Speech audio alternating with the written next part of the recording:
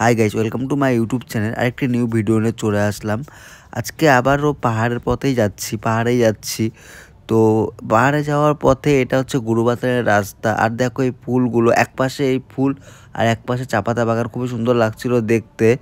আর এই ফুলগুলোর কী নাম জানি না, তোমরা যদি কেউ জানো কমেন্টে বলে দিও। আর খুবই সুন্দর লাগছিল দেখতে, মানে একপাশে ফুল, পুরোটা মাঠ জুড়ে ফুল। আর এই যে পাহাড়ে চলে আসলাম, পাহাড়টা দেখো। আর এই পাহাড়টার নাম হচ্ছে MBOK, পাহাড়টার নাম MBOK। নামটাও একদম আলাদা রকমের।